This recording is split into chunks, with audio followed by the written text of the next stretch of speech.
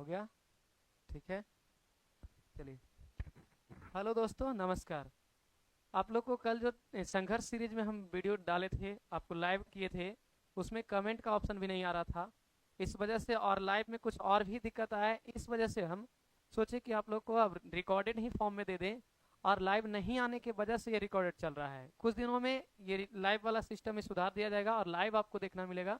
अभी जब तक आपको एग्जाम होता है या फिर एग्जाम अभी आने वाली है, तो इस वजह से आप क्या कर सकते हैं कि आप रिकॉर्डेड जा करके हमारे जो ऑफिशियल चैनल है बायोलॉजी डायग्राम ऑफिशियल, उस पर आप देख सकते हैं और रिकॉर्डेड फॉर्म में ही आप लोग पढ़ सकते हैं।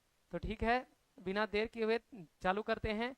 और एक और जो हम जिसने कल आपको जो वीडियो लिए थे, आपको जो बताए थे, आपका क्लास जो हुआ था वो मिशन बिंदु क्लासेस, मिशन बिंदु क्लासेस। ये दोनों चैनल समझिए कि मेरा ही है, यानी हमारे डायरेक्टर सर जो अरविंद सर हैं, उनका मिशन चैनल के नाम से, यानी मिशन बिंदु क्लासेस, मिशन बिंदु क्लासेस याद रखेंगे। उसको भी आप लोग सब्सक्राइब करिएगा और लाइक शेयर कमेंट करिएगा उसमें भी। और उस पर भी सेम वीडियो आएगा, हम ही वहाँ पढ़ाते हैं, ऑफलाइन क्लास वहाँ चलता है। और मेरा ऑफिशियल जो अलग चैनल है वो भी आप लोग जानते ही हैं। तो दोनों में से किसी भी चैनल पे आप पढ़िए, आप अच्छे से प्रिपरेशन कीजिए। तो बिना देर किए हुए हम लोग आते हैं कि आज जो 100 नंबर का जो 100 नंबर क्वेश्चन हम लोग करेंगे, यानी 100 क्वेश्चन का श्रृंखला करेंगे। और आगे हम लोग करते रहेंगे। और भी नेक्स्ट वीडियो में आएंगे, तो देखते हैं आगे बढ़ाते हैं।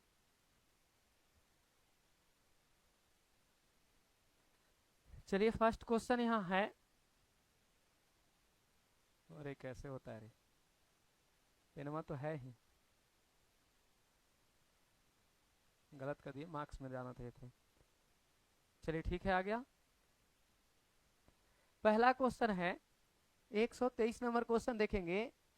गर्भ उत्क्षेपण परिवर्त परित प्रति किया जाता है, तो किसके द्वारा किया जाता है? आप लोग ऑप्शन पढ़ेंगे और इसका जवाब देंगे। ऑप्शन क्या है? पीयूष से निकलकर ऑक्सीटोसिन द्वारा, या पूर्ण विकसित गर्भ एवं अपरा द्वारा, स्तन ग्रंथियों में विभेदीकरण द्वारा, एमनियोटिक द्रव के द्वारा। तो ये इसका ऑप्शन बताएंगे, जल्दी से आप कमेंट करेंगे कि क्या होगा। इसका ऑप्शन क्या होगा? बी। इसका ऑप्शन होगा बी। आगे नेक्स्ट क्वेश्चन देखते हैं। कैफिसिटेशन होता है, कैफिसिटेशन किसमें होता है ये बताना है। ये तो आसान क्वेश्चन है, आप लोग बता सकते हैं कैफिसिटेशन कहाँ होता है। तो पहला ऑप्शन है अधिवृषण में, दूसरा है शुक्रवाहक में, तीसरा है मादा जनन तंत्र में, और तीसरा वृषण जालिकाएं में। तो क्या होगा ऑप्शन सही? ये मादा जनन तंत्र में। किसमें होता है? मादा जनन तंत्र में। नेक्स्ट क्वेश्चन की ओर चलते हैं। नेक्स्ट क्वेश्चन है, स्त्री में रजोनी वृद्धि की उम्र होती है। स्त्री में रजोनी वृद्धि की उम्र जो होती है आपको बताया गया है, तो 45 से 50, 45 से 50 होता है, 45 से 50। और आपको बताया गया था कि रजोधर्म कितने, यानी रजो दर्शन जो होता है कितने उम्र में शुरू होता है, ये आप लोग भी याद रखेंगे। जो पहली बार अगर किसी भी बालिका में मासिक चक्र शुरू होता है तो उसे रजो दर्शन कहते हैं, मेनार्की कहते हैं। तो आप उसे याद रखेंगे। इसका ऑप्शन होगा 50 वर्ष। क्या होगा? 50 वर्ष। आगे है शुक्राणुओं के परिपक्व होते, यानी शुक्राणु कहाँ परिपक्व होते हैं। क्वेश्चन कह रहा है शुक्राणु कहाँ परिपक्व होते हैं। तो ऑप्शन है वृषण में, अगला ऑप्शन है शुक्रवाहिका में, नेक्स्ट अधिवृषण में और शुक्राशय में। आप आसानी से बता सकते हैं कि शुक्राणु कहाँ परिपक्व होते हैं, तो अधिवृषण में होते हैं। कहाँ होते हैं? अधिवृषण में होते हैं।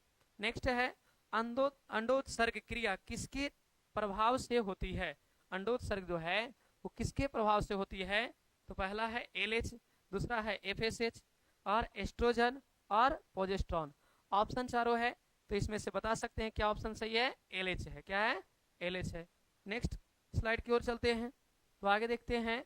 अगला क्वेश्चन है, इसमें कॉपर आईयूडी में कॉपर आयन का कार्य होता है। कॉपर आयन का कार्य क्या होता है? तो आप लोग बताएंगे, इसका ऑप्शन बताएंगे। पहला ऑप्शन है युग्मक जनन को रोकना, युग्मक जनन को रोकता है। दूसरा है गर्भाशय को तोड़ देता है, यानी पहला ऑप्शन युग्मक जनन को रोकता है। दूसरा है गर्भाशय को तोड़ देता है, या अंडोत्सर्ग को रोक देता है, या शुक्राणु के गतिशीलता को रोकता है। तो क्या ऑप्शन है? चौथा ऑप्शन सही है। क्या है? डी ऑप्शन सही है। इसमें कौन सा ऑप्शन? डी ऑप्शन सही है।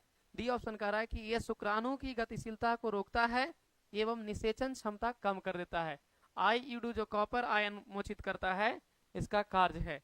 आगे नेक्स्ट देखते हैं, नेक्स्ट स्लाइड की ओर चलेंगे।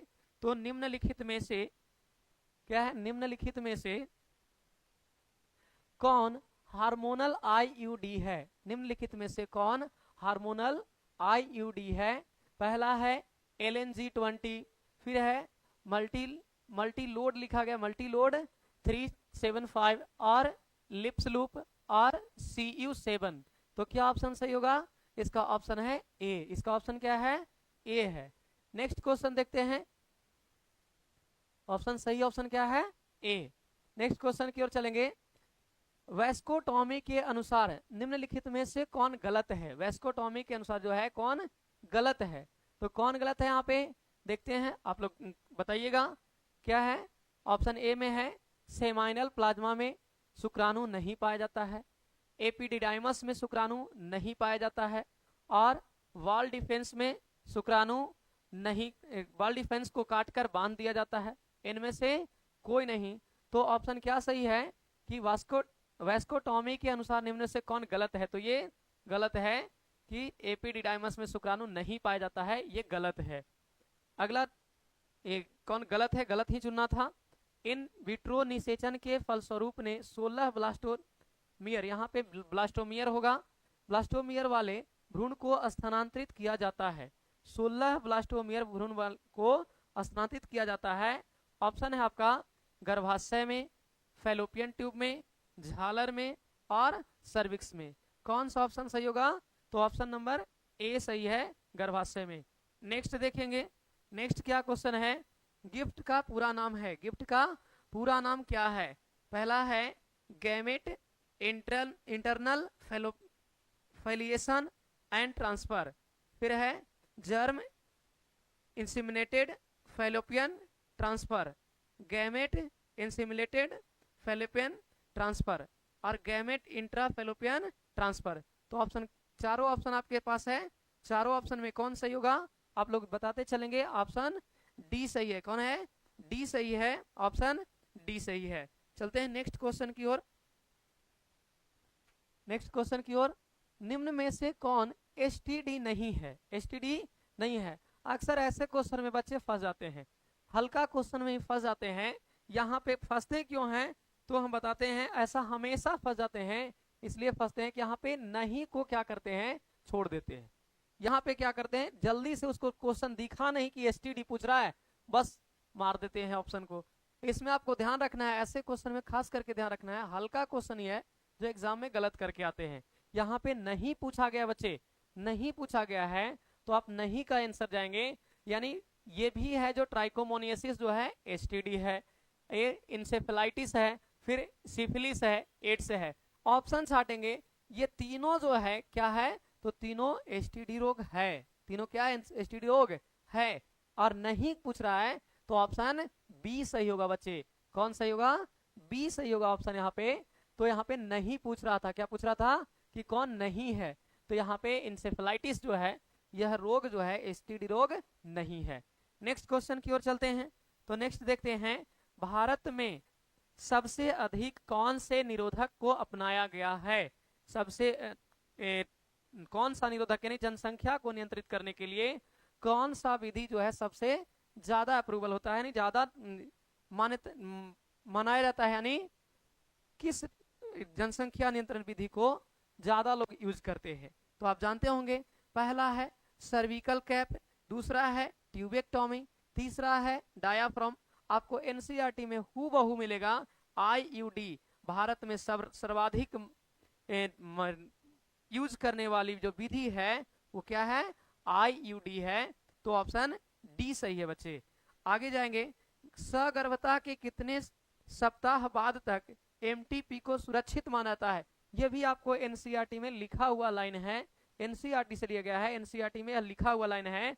आप बिना ऑप्शन के ही बता सकते हैं, 12 सप्ताह। कितने? 12 सप्ताह। 12 सप्ताह जो है ये सुरक्षित अवधि मानी जाती है। 12 सप्ताह के बाद जो है वह सुरक्षित अवधि नहीं मानी जाती है, वह रिस्क पीरियड माना जाता है। यानी कहने का मतलब उसमें खतरा होता है। खतरा किसे होता है? तो जो पल रहे बच्चे के साथ साथ उसकी माँ की जान की खतरा होती है। इसलिए अबॉर्शन जो है वह 12 सप्ताह यानी फर्स्ट तिमाही के बाद नहीं कराने की अनुमति दी जाती है। आगे है गर्भधान अवधि है। गर्भधान अवधि है तो इसमें एक ऑप्शन कट रहा है, आगे करते हैं स्लाइड को, कि गर्भधान अवधि है। आप लोग पढ़ेंगे ऑप्शन क्या है? गर्भधान अवधि बर्थ एवं प्यूबर्टी के बीच का, भ्रूण निर्माण एवं गर्भधारण के बीच का, और नेक्स्ट है अंतरोपण एवं शिशु जन्म के बीच का, निषेचन में इम्प्लांटेशन के बीच का। तो ऑप्शन चारों है इसमें। ऑप्शन क्या सही है? ऑप्शन सी सही है, अंतरोपण एवं शिशु जन्म के बीच का अवधि है गर्भधान। यानी जिस दिन से प्रेगनेंसी शुरू होता है, यानी कोई भी महिला अगर प्रेग्नेंट हो गई और प्रेगनेंसी से लेकर के उसके जब तक शिशु जन्म ना ले शिशु जब तक जन्म ना लेता है, तो इसके बीच का जो समय होता है उसे क्या कहा जाता है? गर्भधान अवधि कहा जाता है, प्रेगनेंसी पीरियड कहा जाता है। आगे है कि स्पर्मेटिड का रूपांतरण, स्पर्मेटिड का रूपांतरण स्पर्मेटोजोआ में किस विधि द्वारा होता है? स्पर्मेटिड का रूपांतरण स्पर्मेटोजोआ में किस विधि द्वारा होता है? पहला है ऑप्शन आपके पास स्पर्मेटिएशन और स्पर्मेटोजेनेसिस और स्पर्मियोजेनेसिस और स्पर्मेटोसिस। तो क्या होगा? ऑप्शन सी सही है, ऑप्शन सी सही है। निम्नलिखित में से कौन सा प्राथमिक जनन अंग है? ये तो आसान से भी आसान क्वेश्चन है, आप इसे 10th क्लास के बच्चे को भी पूछिएगा तो आसानी से बता देंगे, ये क्वेश्चन आसान है। निम्नलिखित में से कौन सा प्राथमिक जनन अंग है? यानी प्राथमिक जनन अंग यहाँ पे पूछा है, तो आप देख रहे हैं ऑप्शन स्क्रोटम लिखा हुआ है, ब्रीसन कोष है, और पेनिस है यानी सीसन है, और ब्रीसन है, और क्या है? प्रोस्टेट ग्लैंड है। यानी ऑप्शन सी है जो क्या होगा? प्राइमरी सेक्स ऑर्गन है, प्राइमरी सेक्स ऑर्गन। आप यहाँ पे अगर मान लिया जाए, अगर फीमेल लगा देता कि फीमेल क्या होता है, फीमेल में प्राइमरी सेक्स ऑर्गन कौन होता है, तो क्या होगा? वहां पे अंडाशय हो जाएगा बच्चे, ओवरी हो जाएगा। यानी ओवरी जो होता है वो किसमें? तो मादा में होता है, यानी फीमेल में ओवरी जो होता है वो प्राथमिक जनन अंग होता है। तो यहाँ पे सी ऑप्शन सही है बच्चे। कौन सा ऑप्शन? सी सही है। आगे है इंडोमेट्रियम किसका आवरण बनता है? इंडोमेट्रियम में किसका आवरण बनता है? तो आपका यहाँ पे ऑप्शन है ब्लैडर का, योनि का, और गर्भाशय का, और अंडवाहिनी का। यानी इंडोमेट्रियम जो है किसका आवरण बनता है? ये कौन से अंग में आवरण बनता है? तो आप जानते हैं कि गर्भाशय में बनेगा। कहाँ बनेगा? गर्भाशय में बनेगा। यानी चौथा सी ऑप्शन सही है, सी ऑप्शन सही है यहाँ पे। आगे नेक्स्ट जाएंगे, नेक्स्ट क्वेश्चन क्या कहता है? नेक्स्ट कह रहा है इंडोमेट्रियम किसका आवरण? ये तो वही क्वेश्चन है। आगे निम्नलिखित में से कौन उभय लिंगाश्रयी पादप नहीं है? यानी उभय लिंगाश्रयी पादप नहीं है, नहीं वाले क्वेश्चन में आप जरूर ध्यान देंगे। नहीं वाले में जल्दी से बच्चे क्या करते हैं? आंसर लगाने के फेरा में क्या कर देते हैं? गलती कर देते हैं। यहाँ में पूछ रहा है उभय लिंगाश्रयी पादप नहीं है, यानी जिसमें नर अंग और मादा जनन अंग दोनों रहता है, वैसे पुष्प को, ऐसे पौधे को क्या कहते हैं? वैसे पौधे को उभय लिंगाश्रयी कहते हैं। तो यहाँ पे कह रहा है कि उभय लिंगाश्रयी पादप नहीं है, तो यहाँ पे कौन होगा? पपीता। क्या होगा? पपीता जो है बच्चे एकल लिंगाश्रयी है। क्या है? एकल लिंगाश्रयी है। बाकी जो यहाँ पे आपको तीनों ऑप्शन जो दिख रहा है ये क्या है? उभय लिंगाश्रयी है। समझे? आगे देखते हैं तो भ्रूणपोष में कितने क्रोमोसोम होते हैं? भ्रूणपोष में कितने क्रोमोसोम होते हैं? आसान क्वेश्चन है, आप पुष्पी पादप में इसको पढ़े हैं। कितने क्रोमोसोम होते हैं? यहाँ पे क्रोमोसोम की संख्या पूछ रहा है, तो आप बता सकते हैं 3n। क्या बता सकते हैं? 3n बता सकते हैं, क्योंकि पहले से ही वह द्विगुणित होता है, 2n होता है। और उसके साथ जब नर युग्मक यानी परागकण से जो 2 नर युग्मक निकलते हैं, वो जा करके जब निषेचित होता है तो क्या बन जाता है? 3n बन जाता है। और एक जो बनता है वह युग्मनज बनता है, और वह 2n होता है। तो यहाँ ऑप्शन क्या हो जाएगा? सी ऑप्शन सही है। आगे है कि जब संतति की उत्पत्ति एकल जनक द्वारा होती है तब यह क्या कहलाता है। जब संतति की उत्पत्ति एकल जनक द्वारा होती है तो क्या कहलाता है। पहला है लैंगिक जनन, दूसरा है अलैंगिक जनन, ए और बी दोनों, और आंतरिक निषेचन। तो इसका तो आसान से आप बता दीजिएगा, क्या होगा, अलैंगिक जनन होगा। क्या होगा, अलैंगिक जनन होगा, क्योंकि इसमें एक ही जनक की आवश्यकता होती है बच्चे, एक ही जनक की आवश्यकता अलैंगिक जनन में होते हैं। आगे चलते हैं, मुकुलन द्वारा जनन किसमें होता है। मुकुलन द्वारा जनन किसमें होता है, ये भी आसान क्वेश्चन है, इसको आप लगा सकते हैं बिना ऑप्शन के। ईस्ट में, किसमें, तो ईस्ट में होता है, हाइड्रा और ईस्ट। हाइड्रा और ईस्ट बताया गया था कि मुकुलन द्वारा उसमें प्रजनन होते हैं। नेक्स्ट क्वेश्चन की ओर आएंगे। क्या है अगला क्वेश्चन कि मानव युग्मकों में गुणसूत्र की कितनी संख्या होती है। मानव युग्मकों में गुणसूत्र की कितनी संख्या होती है। देखिए हम इसको बहुत आपको नोट्स में लिखाए थे अच्छे तरीके से कि आपको इसमें कंफ्यूजन बच्चे हमेशा होते हैं, कंफ्यूज हो जाते हैं कि 23 लगाए कि 46 लगाए। बस दो ही तो ऑप्शन यहाँ पे रहता है, 23 और 46, और हमेशा इसमें गलत करके आते हैं। जब 23 लगाना होता है तो 46 लगाते हैं, और 46 लगाना होता है तो 23 लगाते हैं। इसमें हमेशा आप याद रखेंगे, युग्मक को पकड़ेंगे, युग्मक अगर लिखा हुआ हो तो 23 लगाना है। क्या लगाना है, 23 लगाना है। अगर यहाँ पे पूछता कि कोशिका में, किसमें, कोशिका में गुणसूत्र कितने होते हैं तो 46 हो जाता। अब से नहीं बोलेंगे, यानी जब भी पूछे कि मानव के युग्मकों में गुणसूत्र की संख्या कितनी होती है, 23 होती है। कितनी होती है, 23 होती है। आगे है अंड प्रजक हैं, अंड प्रजक हैं यानी ओविपोरियस और विविपोरियस। भ्रूण विकास के आधार पे आपको बताया गया था कि दो प्रकार के जंतुएं होते हैं, प्राणी होते हैं, एक ओविपोरियस, एक विविपोरियस, यानी अंड प्रजनक और एक सजीव प्रजनक। तो यहाँ पे देखेंगे कि अंडे देने वाले को अंड प्रजनक कहते हैं, अंडे देने वाले को अंड प्रजनक कहते हैं। तो कोई भी बता सकता है कि अंडा देने वाला कौन है। मुर्गी अंडा देता है, सांप अंडे देते हैं, और मगरमच्छ, तीनों के तीनों यहाँ पे जो हैं वो क्या देते हैं, अंडे देते हैं। तो ऑप्शन डी के साथ जाएंगे, यानी ऑप्शन डी सही है बच्चे, ऑप्शन डी सही है, समझे। नेक्स्ट देखेंगे, नेक्स्ट क्या है, तो नेक्स्ट क्वेश्चन की ओर बढ़ते हैं। आगे है द्विगुणित है। द्विगुणित कौन है, देखिए द्विगुणित कौन है, यहाँ पे देखेंगे कि द्विगुणित कौन है। क्या अंड द्विगुणित होता है, पराग द्विगुणित होता है, ए और बी दोनों, इनमें से लास्ट है युग्मनज।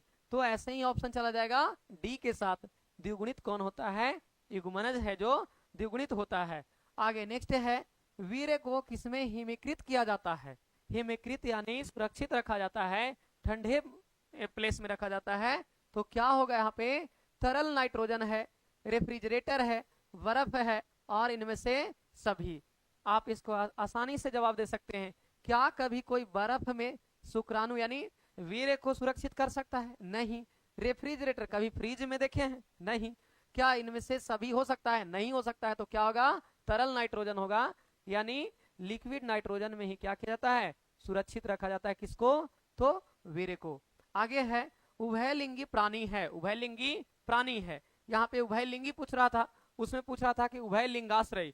तो पादपों के लिए उभयलिंगाश्रय यूज होता है, और जंतुओं के लिए क्या होता है, उभयलिंगी। तो यहाँ पे उभयलिंगी प्राणी पूछ रहा है, नहीं लगा, नहीं है, तो इसको ध्यान देना है। क्या होगा, मुर्गी है उभयलिंगी, सांप है, या ए और बी दोनों है, कि केचुआ है। कौन होगा, तो डी ऑप्शन सही है बच्चे। केचुआ जो है क्या होगा, ये डी ऑप्शन सही होगा। केचुआ उभयलिंगी है, यानी इसमें नर और मादा दोनों गुण उपस्थित होता है एक ही शरीर में। आगे है शरीर के बाहर होने वाले निषेचन को क्या कहते हैं। शरीर के बाहर होने वाले निषेचन को क्या कहते हैं, तो आप यहाँ पे बताएंगे। क्या कहा जाता है, इन विट्रो कहा जाता है, इन विवो कहा जाता है, ये दोनों होगा, या इनमें से कोई नहीं। क्या ऑप्शन सही है, तो इन विट्रो। क्या होगा, इन विट्रो, यानी शरीर के बाहर होने वाले को इन विट्रो कहा जाता है, और जो अंदर होता है उसको इन विवो कहा जाता है। तो ध्यान रखेंगे। आगे है पुष्पासन खाया जाता है। कौन सा ऐसा फल है जिसका पुष्पासन खाया जाता है, तो आप बता सकते हैं। यहाँ पे क्या है, शरीफा है पहला ऑप्शन, दूसरा है सेब है, नारंगी है, और इनमें से सभी। तो क्या ऑप्शन सही है बच्चे, तो इसका ऑप्शन सही है, सेब का पुष्पासन खाया जाता है। सेब का पुष्पासन खाया जाता है, यानी ऑप्शन बी के साथ जाएंगे बच्चे, ऑप्शन बी के साथ जाएंगे। चलते हैं नेक्स्ट ऑप्शन की ओर, यानी नेक्स्ट क्वेश्चन पे। तो देखते हैं क्या कहता है। हम लोग 150 क्वेश्चन किए, आगे 151। जनसंख्या अधिक होने से क्या होता है? जनसंख्या अधिक होने से क्या होता है? क्या आय में कमी होती है, जमीन में कमी होती है, खनिज पदार्थों में कमी होती है, इनमें सभी? तो आप बता सकते हैं क्या जनसंख्या बढ़ेगा तो किसमें कमी होगा? सब चीज घट जाएगा। आपरूपी है, जो आय घट जाएंगे और जमीन कमी जाएगी, यानी ज्यादा जनसंख्या होगा तो जमीन ऐसा रबर नहीं है कि बढ़ते जाएगा, जनसंख्या तो बढ़ते जा रहा है, लेकिन पृथ्वी पे जो जमीन है वो बढ़ेगा नहीं। तो क्या हो जाएगा? इनमें से सभी हो जाएगा। क्या हो जाएगा? सभी हो जाएगा। अगला है एक्रोसोम इनमें से किसका संभाग है? एक्रोसोम किसका संभाग है, यानी किसका भाग है? तो बताएंगे मानव शुक्राणु के सिर का, मानव शुक्राणु के मध्य भाग का, प्राथमिक डिंबाणु जन कोशिका का और ब्लास्टोसिस्ट का। बता सकते हैं शुक्राणु का चित्र अगर आप पढ़े होंगे, शुक्राणु का चित्र आपको जब बताया गया होगा क्लास में, तो आसानी से आप देखे होंगे एक टोपी जैसा संरचना रहता है, जिसे क्या कहा जाता है? एक्रोसोम कहा जाता है। तो क्या होगा? मानव शुक्राणु के सिर का, मानव शुक्राणु के सिर का, यानी ऑप्शन ए सही है। आगे देखते हैं, मनुष्य में गुणसूत्र की संख्या होती है, मनुष्य में गुणसूत्र की संख्या होती है। ये तो कोई छोटा सा बच्चा भी बता देगा, आप लोग भी बताइए क्या होगा? 44 plus x x, 44 plus x y और 46 plus x y, 46 plus x x. तो क्या होगा? पूछ रहा है मनुष्य, यानी यहाँ पे मनुष्य अगर सिर्फ कहता तो क्वेश्चन क्या हो जाता? गलत हो जाता अगर दोनों ऑप्शन रहता था, लेकिन यहाँ पे कोष्ट में पुरुष लिखा है, यानी पुरुष के बारे में पूछ रहा है कि पुरुष मनुष्य में कितना गुणसूत्र होता है, यह सही ऑप्शन कौन है? तो पुरुष में तो आप जानते हैं कि एक्स वाई होता है, और एक्स वाई वाला ऑप्शन यही है। और बाकी ये 46 है, तो 46 से 2 48 हो जाएगा, यहाँ भी 48 हो जाएगा, यहाँ 46 है लेकिन ये महिला है, यानी यहाँ पे पुरुष के पूछ रहा था, तो ऑप्शन बी सही होगा बच्चे। आगे है उपार्जित गुणों की वंशागति किसने दिया था? उपार्जित गुणों की वंशागति किसने दिया था? तो पहला है डार्विन, लेमार्क और वेटसन और मेंडल। आसान सा क्वेश्चन है। उपार्जित लक्षण का सिद्धांत किसने दिया था? लेमार्क ने दिया था। और यहीं पे एक व्यक्ति हैं डार्विन, जो प्राकृतिक चयनवाद का नियम देते थे। और वंशागति के पिता यानी जेनेटिक के पिता किसे कहा जाता है? तो जेनेटिक का पिता यानी अनुवांशिकी के पिता मेंडल को कहा जाता है बच्चे, मेंडल को कहा जाता है। आगे नेक्स्ट क्वेश्चन पे आते हैं। नेक्स्ट क्वेश्चन है समजात अंग समानता दिखाता है, समजात अंग समानता दिखाता है, क्या होगा ऑप्शन? देखने में, कार्य में, उत्पत्ति में, आकार में। बताइए, आपको हम बताए थे समजात और असमजात। जैसे बताए थे कि पक्षी के पंख और तितली के पंख दोनों जो हैं क्या हैं? समान हैं, दोनों कार्य में समान है, लेकिन संरचना क्या है? अलग अलग है। क्या है? अलग अलग है। तो यहाँ पूछ रहा है कि समजात अंग, समजात अंग यानी यह जो है उत्पत्ति और रचना में एक जैसी होती है, उत्पत्ति और रचना में एक जैसी होती है, लेकिन कार्य इसका भिन्न भिन्न होता है। कार्य क्या होता है? भिन्न भिन्न होता है। तो यहाँ पे ऑप्शन क्या होगा कि समजात अंग समानता दिखाता है उत्पत्ति में, कार्य भिन्न भिन्न होगा। जैसे बिल्ली का अग्र पैर और मनुष्य का जो अग्र पैर यानी हाथ कहा जाता है, मनुष्य के अग्र पैर को क्या कहा जाता है बच्चे? हाथ कहा जाता है। तो मनुष्य के अग्र पैर और बिल्ली के अग्र पैर दोनों एक जैसे उत्पत्ति होते हैं, लेकिन उसका जो आप देखेंगे कार्य है अलग अलग है। कार्य क्या है? अलग अलग है। तो उत्पत्ति में यहाँ क्या हो जाएगा? सी ऑप्शन सही है बच्चे। आगे देखेंगे कि डार्विन फिंच एक बेहतर उदाहरण है, डार्विन फिंच जो है एक बेहतर उदाहरण है। औद्योगिक मैनलिज्म, औद्योगिक मैनलिज्म है, अनुकूली विकिरण है, और क्या है? अभिसारी विकास है और योजक कड़ी। तो क्या ऑप्शन सही होगा? बी ऑप्शन सही होगा। क्या ऑप्शन सही है? बी ऑप्शन सही है, अनुकूली विकिरण के लिए। यानी डार्विन फिंच जो है, आपको बताया गया था कि एक डार्विन का जब खोज हुआ था, यानी डार्विन जो खोज करने के लिए एक यात्रा पे निकले थे, बहुत लंबी यात्रा पे निकले थे, जो दक्षिण अफ्रीका की यात्रा थी, उसमें ही बताया गया था कि अनुकूली विकिरण के लिए क्या? अनुकूली विकिरण। नेक्स्ट क्वेश्चन पे चलते हैं, क्या कहता है क्वेश्चन अगला, तो देखते हैं। निम्न में से कौन आनुवांशिक रोग है? निम्न में से कौन आनुवांशिक रोग है? आप लोग बताइएगा। लेप्रोसी, अंधता और फिनाइलकीटोन्यूरिया, और इनमें से कोई नहीं। आनुवांशिक रोग पूछ रहा है। क्या पूछ रहा है? आनुवांशिक रोग पूछ रहा है। तो लेप्रोसी, जिसको कुष्ठ रोग कहते हैं, क्या कहते हैं? कुष्ठ रोग कहते हैं बच्चे। अंधता यानी वर्णांधता, यहाँ अंधापन से मतलब है, वर्णांधता कहता तो हो जाता, लेकिन यहाँ पे क्या रहा है? क्या? अंधता, यानी वर्णांधता नहीं कर रहा है, अंधता अंधापन से मतलब है। फिनाइलकीटोन्यूरिया, और इनमें से कोई नहीं, तो क्या हो जाएगा? सी, फिनाइलकीटोन्यूरिया। आपको बताया गया था कि क्या है, तो फिनाइलकीटोन्यूरिया जो है यह अनुवांशिक रोग है। क्या है? अनुवांशिक रोग है। उस समय आपको बताया गया था मेंडलीय विकार, अनुवांशिक विकार जो होते हैं दो प्रकार के होते हैं, एक मेंडलीय विकार, एक गुणसूत्रीय विकार, क्रोमोसोमल डिजीज और एक मेंडलीय डिजीज होता है। ये दोनों आपको बताया गया है। आगे है स्मॉल टी और टी, कैपिटल टी और स्मॉल टी से क्रॉस कराया जाता है, यानी कहने का मतलब यहाँ पे अप्रभावी जनक और फर्स्ट पीढ़ी, यहाँ पे अप्रभावी जनक को जब फर्स्ट पीढ़ी से क्रॉस कराया जाता है तो संतति का लक्षण होगा। संतति का लक्षण क्या होगा बच्चे? तो ऑप्शन है 75% रिसेसिव और 50% रिसेसिव, और क्या है 25% रिसेसिव, और क्या है सभी डोमिनेंट। तो यहाँ पे ऑप्शन क्या सही है बच्चे? ऑप्शन बी के साथ जाएंगे, ऑप्शन बी के साथ जाएंगे, 50% रिसेसिव। आगे है अनुवांशिकी का पितामह कहा जाता है, अनुवांशिकी का पितामह कहा जाता है। अभी बताए थे, पीछे क्वेश्चन में आया था मेंडल, क्या आया था? मेंडल। तो यहाँ पे मेंडल हो जाएगा, बिना ऑप्शन के आप बना सकते हैं। मेंडल का अंतिम नियम है, मेंडल का अंतिम नियम क्या है? तो अंतिम नियम प्रभाविता का नियम, स्वतंत्र अभ्यूहन का नियम, विसंयोजन का नियम, और इनमें से कोई नहीं। तो अंतिम नियम स्वतंत्र अभ्यूहन का नियम। आप बताइएगा कि स्वतंत्र अभ्यूहन का नियम किसके बाद दिए थे? पहला जो है प्रभाविता का नियम, वो फर्स्ट नियम के बाद दिए थे, यानी अनुवांशिकी का जब फर्स्ट नियम दिए थे, जिसको विसंयोजन का भी नियम या पृथक्करण का भी नियम कहते हैं। और यहाँ पे क्या है? स्वतंत्र अभ्यूहन का नियम। क्या होगा ऑप्शन सही? स्वतंत्र अभ्यूहन का नियम। एक जीव में दी समान एलील है, इसे क्या कहा जाता है? एक जीन में दी समान एलील है, इसे क्या कहा जाता है? क्या प्रभावी कहा जाता है? यानी दो होगा यहाँ पे, संकरण है और बी संयुग्मजी है और संयुग्मजी है। तो क्या ऑप्शन सही होगा बच्चे? यहाँ पे ऑप्शन डी सही होगा। क्या सही होगा? डी ऑप्शन सही है। नेक्स्ट क्वेश्चन की ओर चलते हैं। नेक्स्ट है कौन सा जीन केवल बाई क्रोमोसोम पर होता है? कौन सा जीन है जो बाई क्रोमोसोम पे होता है? तो यहाँ पे ऑटोसोमल है, और है होलेंड्रिक जीन है, और है क्यूटेंट है, सहलग्न जीन है। तो कौन सा ऑप्शन सही है? तो ऑप्शन बी सही है बच्चे। कौन ऑप्शन सही है? बी सही है बच्चे। आगे देखते हैं किस अवस्था में नर मानव में एक अतिरिक्त एक्स क्रोमोसोम, यानी एक्स डबल एक्स यहाँ पे है और बाई आ जाता है।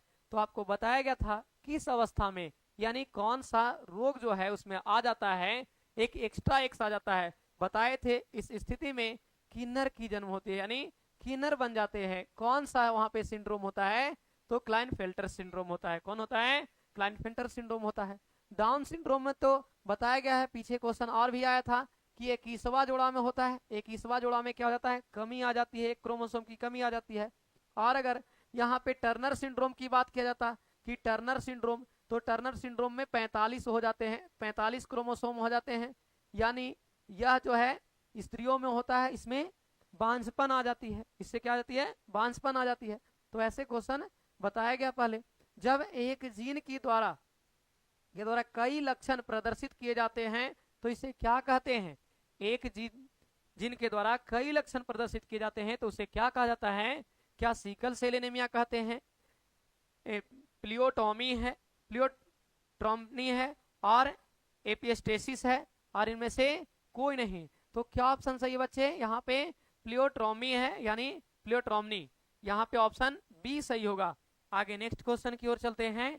आरएनए में निहित प्यूरिन है। आपको बताया गया था एटीजीसी, और एक जो है आरएनए के बाद उसमें डीएनए में भी बताया गया था। तो आप याद कीजिए कि आरएनए में निहित प्यूरिन है। एक तरफ प्यूरिन होता था आप लोग डिस्कशन देखेंगे कि प्यूरिन है और एक क्या है, पायरिमिडीन है। तो ए, टी, जी और सी होता था, लेकिन टी को हटा करके यहाँ पे यू जोड़ा जाता था, यूरासिल जोड़ा जाता था, तो यह आरएनए हो जाता था। तो आप खोज सकते हैं कि प्यूरिन के पूछ रहा है क्या, किसके साइड में, प्यूरिन पूछ रहा है आरएनए में।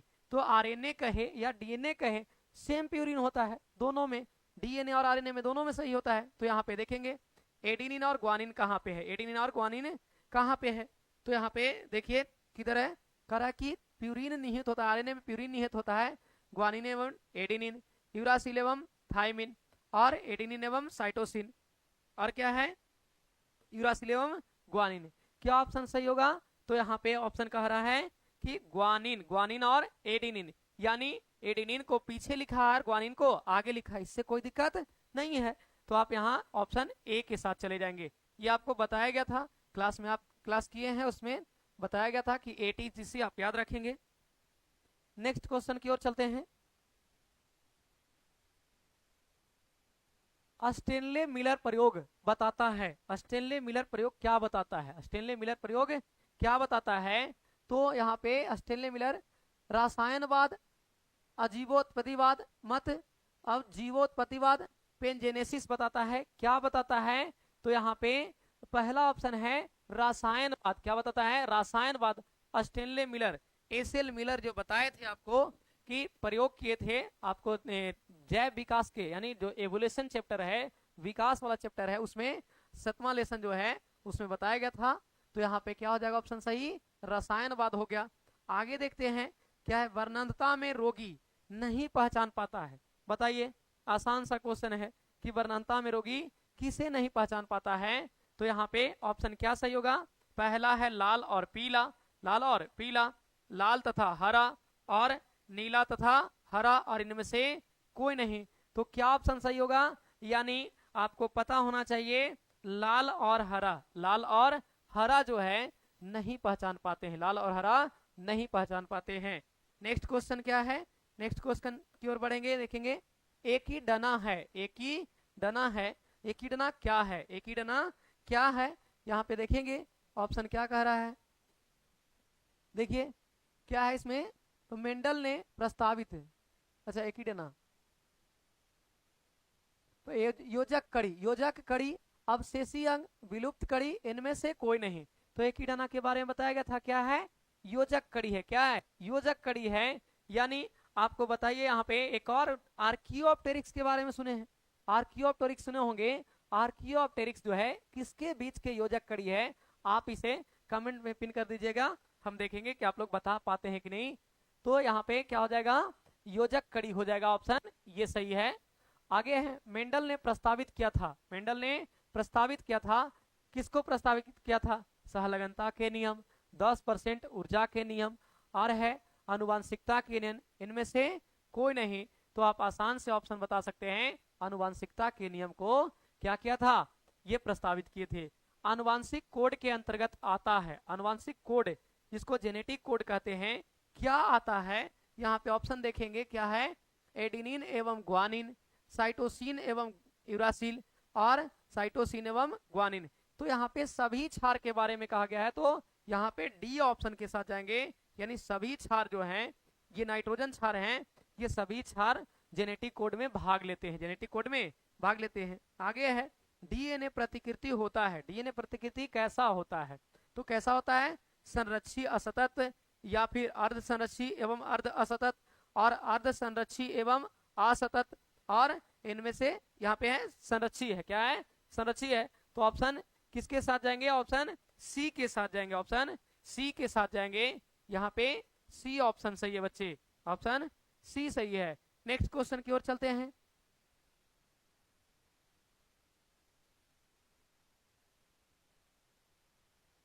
नेक्स्ट क्वेश्चन है, डीएनए से आरएनए बनने की क्रिया को, आसानी से जवाब दे देंगे कि डीएनए से आरएनए बनने की क्रिया को क्या कहते हैं। तो यहाँ पे ट्रांसक्रिप्शन हो जाएगा, क्या हो जाएगा, ट्रांसक्रिप्शन हो जाएगा। आप लोग कमेंट में बताइएगा कि डीएनए से डीएनए बनने की क्रिया को क्या कहते हैं, और जब आरएनए से डीएनए से आरएनए बन गया और आरएनए से जब प्रोटीन बनेगा तो उस क्रिया को क्या कहेंगे, उस क्रिया को क्या कहेंगे? ये दोनों क्वेश्चन का आंसर आप लोग कमेंट में लिखिएगा।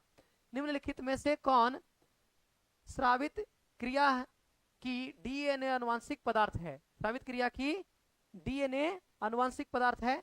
तो पहला है ग्रिफिथ, दूसरा है वाटसन, और वोवरी एवं सटॉन, और हर्सी एवं चेस। यहाँ पे क्वेश्चन पूछ रहा है कि कौन साबित किया था, निम्न में से कौन साबित किया कि यहाँ पे डीएनए अनुवांशिक पदार्थ है। आपको बताया गया था कि डीएनए अनुवांशिक पदार्थ है या आरएनए अनुवांशिक पदार्थ है। इस पे बहुत ज्यादा क्या चल रहा था, विवाद चल रहा था कि क्या है, पूछा गया। तो इसमें बताया गया कि हर्षे एवं चेस ने बताया कि डीएनए जो है वह क्या है, तो अनुवांशिक पदार्थ है। अनुवांशिक पदार्थ दो प्रकार के होते हैं, वायरसों में और छोटे जीवों में जो सूक्ष्म जीव होते हैं उसमें अलग होते हैं।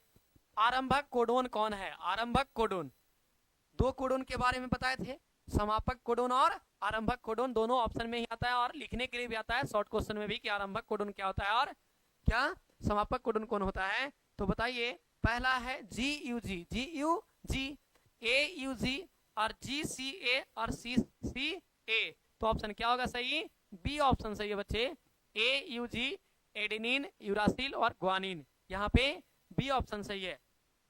एंटीकोडोन उपस्थित रहता है, एंटीकोडोन उपस्थित रहता है, कहाँ उपस्थित रहता है? यहाँ का नहीं होगा। अब है कि एंटीकोडोन कहाँ उपस्थित रहता है, वो पूछ रहा है। क्या tRNA में रहता है, mRNA में रहता है, rRNA में रहता है, और दोनों? तो क्या ऑप्शन सही होगा? यहाँ पे ऑप्शन सही होगा बच्चे, tRNA सही होगा। क्या होगा? tRNA सही होगा।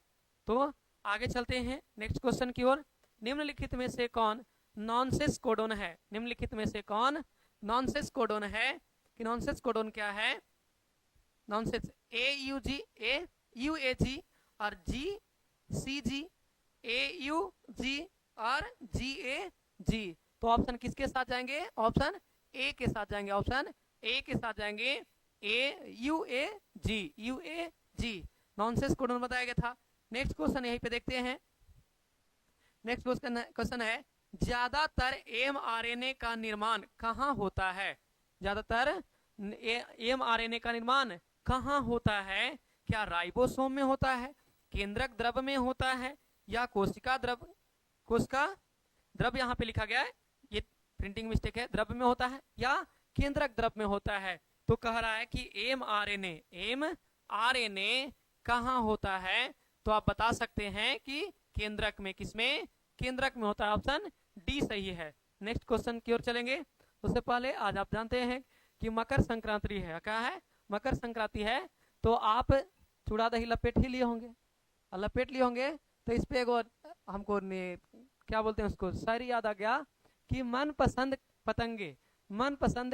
पतंगे कट गई, फिक्र इस बात की है कि कोई उसको लूटने वाले फाड़ न दे। मन पसंदे पतंग कट गई, मन पसंदे पतंग कट गई, फिक्र इस बात की है कि लूटने वाले उसे फाड़ न दे। तो आगे नेक्स्ट चलते हैं अगले क्वेश्चन पर कि डीएनए टेम्पलेट के किस दिशा में mRNA का निर्माण होता है? डीएनए टेम्पलेट के किस दिशा में mRNA का निर्माण होता है?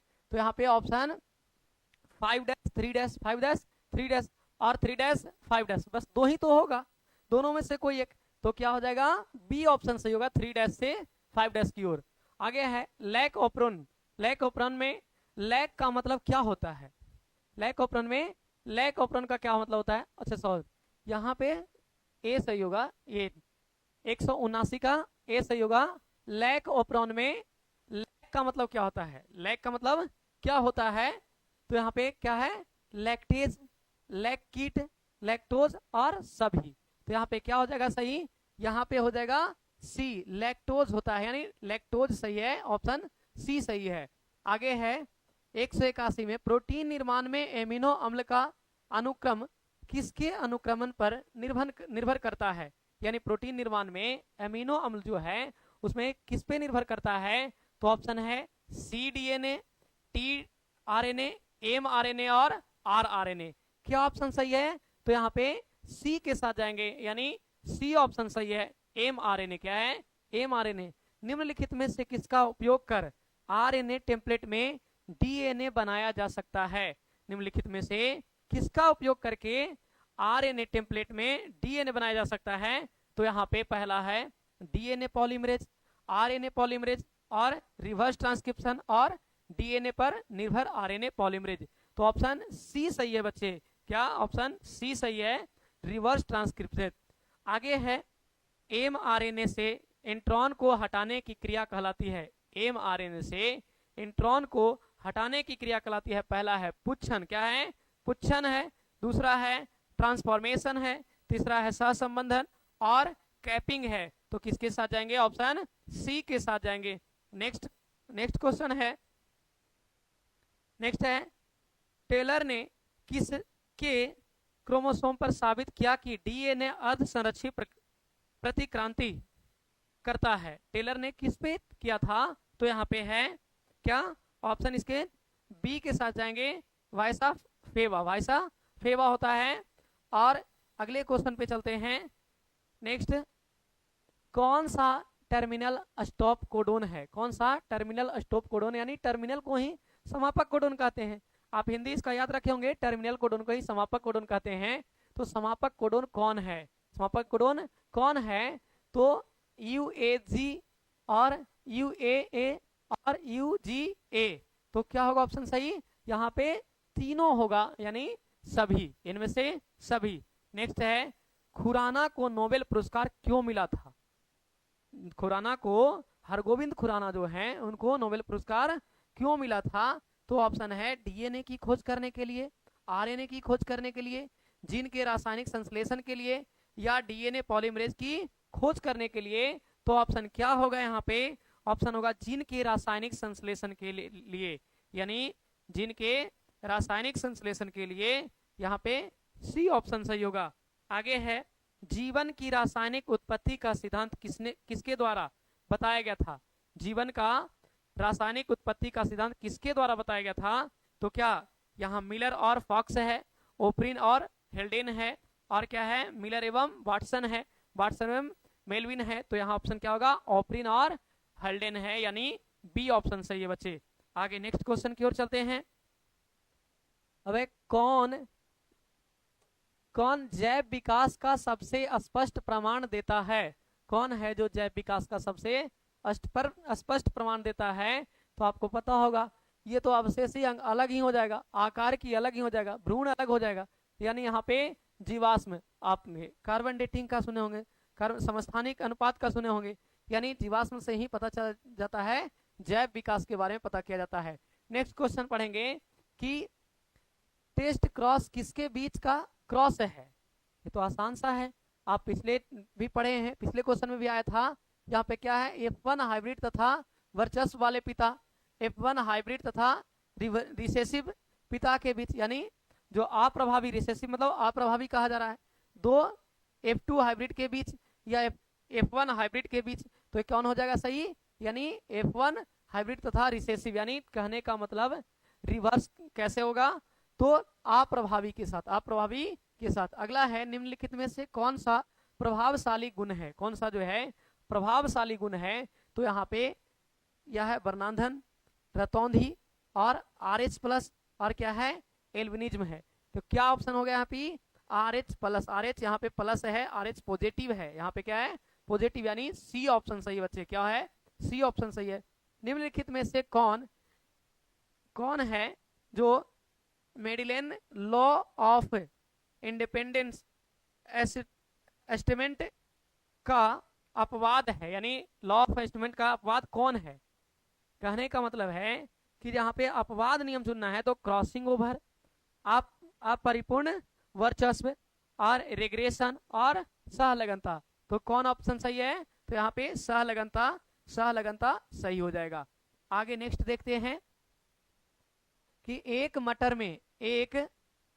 में अप्रभावी गुण है, एक मटर में अप्रभावी गुण कौन है। तो झुर्रीदार बीज, लंबा तना, गोल बीज, रंगीन बीज, कवच, कौन सा सही है। तो यहाँ पे झुर्रीदार बीज, क्या होगा झुर्रीदार बीज सही होगा बच्चे। नेक्स्ट है डीएनए अणु में साइटोसिन 18%, साइटोसिन 18%, एडेनिन का प्रतिशत बताएं। ये प्रीवियस ईयर क्वेश्चन भी है, ये पहले भी पूछा गया क्वेश्चन, ये आप निकाल सकते हैं। तो इसको निकालने के लिए एडेनिन, ATGC और फिर उसमें हर्षे-चेस का नियम भी बताए थे, चारगॉफ का नियम, किसका, चारगॉफ का नियम से बताए थे। तो यहाँ पे क्या हो जाएगा, यहाँ पे 64% हो जाएगा, यानी यहाँ पे ए ऑप्शन सही है। क्या है, ए ऑप्शन सही है। सहलगनता समूह की संख्या, सहलगनता समूह की संख्या उस कोशिका के लिए क्या होती है जिसमें 2n बराबर 14 यानी 14 हो, 2n बराबर 14 हो। तो सहलगनता की समूह पूछ रहा है, तो क्या हो जाएगा, इसके लिए ए हो जाएगा। क्या हो जाएगा, ए हो जाएगा। यहाँ पे ऑप्शन ए सही है। डीएनए के पायरिमिडिन में पाया जाता है, डीएनए के पायरिमिडिन में क्या पाया जाता है, तो डीएनए के पायरिमिडिन में आपको अभी बताए थे कि एटीजीसी, एटीजीसी, तो पायरिमिडिन इधर हो गया, तो क्या है, थाइमिन एवं साइटोसिन, थाइमिन एवं साइटोसिन, ये हो जाएगा। यहाँ पे क्या आपका ए ऑप्शन सही है। लास्ट क्वेश्चन है, लास्ट क्वेश्चन देखेंगे। न्यूक्लियोसाइड है, न्यूक्लियोसाइड है, तो क्या है, सुगर प्लस नाइट्रोजन युक्त बेस, सुगर प्लस नाइट्रोजन युक्त base, sugar plus phosphate, nitrogen युक्त बेस प्लस फास्फेट, या सुगर प्लस एक नाइट्रोजन युक्त बेस फास्फेट। तो यहाँ पे क्या हो जाएगा, ऑप्शन ए सही है बच्चे, यहाँ से ए सही है। चलिए आज हम लोग यहीं पे लास्ट करते हैं और मिलते हैं नेक्स्ट वीडियो में। आपको इसी तरह से और आगे 100 प्रश्नों का 100 प्रश्न की श्रृंखला आती रहेगी और संघर्ष सीरीज अभी जो है जारी रहेगा। आपको हम कल जो है यह ऑब्जेक्टिव ना करवा करके, हो सकता है कि कल चित्रों का खेला खत्म कर देंगे। यानी चित्र जो है, बहुत बच्चे को बायोलॉजी में चित्र से डर लगता है, और आपको जैसा कि पता है कि नाम ही है बायोलॉजी स्पेशलिस्ट, यानी बायोलॉजी डायग्राम ऑफिशियल। डायग्राम तो आप जानते ही हो कि डायग्राम कैसे बनाते हैं, आप पहले भी ऑफलाइन क्लास में भी देखे होंगे। कई बच्चे जो भी पढ़े हैं ऑफलाइन तो जानते होंगे कि डायग्राम कैसे बनाने के लिए सिखाते हैं। तो आपको हो सकता है कि अगर कल अगर आप लोग कहें तो आप लोग कमेंट कर दीजिएगा कि क्या डायग्राम खत्म कर दिया जाए, यानी चित्रों का खेला खत्म कर देंगे। जितना भी चित्र इस बार 2026 के एग्जाम में आने वाला है उसको खेला खत्म कर देंगे। तो ठीक है, थैंक यू।